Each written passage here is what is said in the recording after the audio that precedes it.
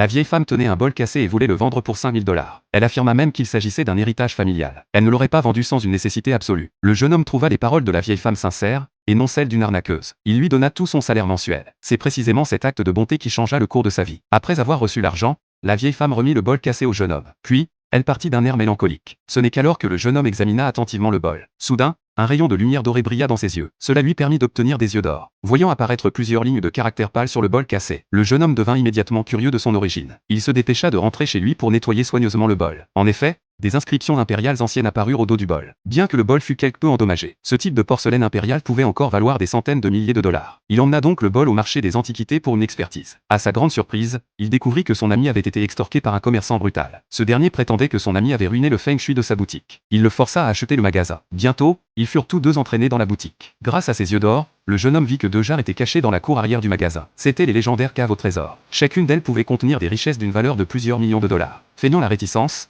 il décida d'aider son ami en achetant la boutique. Le commerçant n'aurait jamais imaginé à quel point sa décision ce jour-là serait stupide. Après le départ du groupe, le jeune homme dit à son ami de venir avec une pelle après minuit. Cette nuit-là, ils se rendirent tous deux dans la cour arrière du magasin. Une fois leur cible repérée, ils commencèrent à creuser. Comme le jeune homme s'y attendait, ils mirent bientôt au jour 2 jarres. À leur grande surprise, elles étaient entièrement remplies de pièces d'argent. L'ami prit une pièce, souffla dessus, puis la porta à son oreille pour écouter. Le son agréable confirma qu'il s'agissait bien de pièces anciennes authentiques. Lorsqu'ils découvrirent que ces pièces avaient été frappées par la famille impériale Qing, ils devinrent fous de joie, car chacune de ces pièces pouvait se vendre 10 000 $.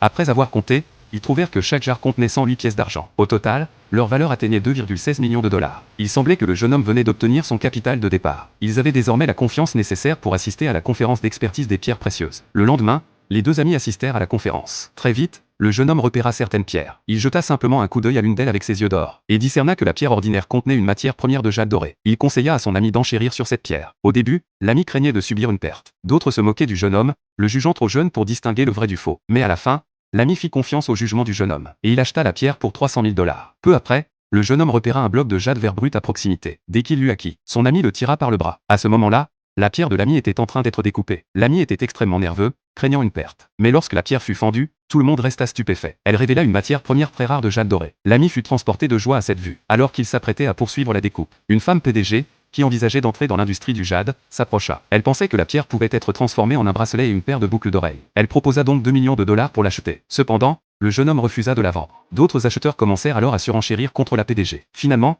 la femme PDG porta son offre à 5 millions de dollars. Le jeune homme avait initialement l'intention de faire encore monter le prix, mais son ami ne put contenir son excitation. Il accepta de vendre la pierre à la PDG pour 5 millions de dollars. Après le versement, l'ami prévit de partager le profit avec le jeune homme. Mais ce dernier déclara que la pierre appartenait à son ami, et que tous les bénéfices devaient lui revenir. En réalité, le jeune homme avait une grande confiance dans le jade vert qu'il venait d'acquérir. Et en effet, peu après, tous les présents commencèrent à se disputer pour cette pierre. Un expert offrit même 1 million de dollars pour l'obtenir. Le jeune homme affirma que la pierre valait 10 millions de dollars. Tout le monde pensa qu'il se vantait simplement. Mais lorsque la pierre fut fendue, tous restèrent bouche bée.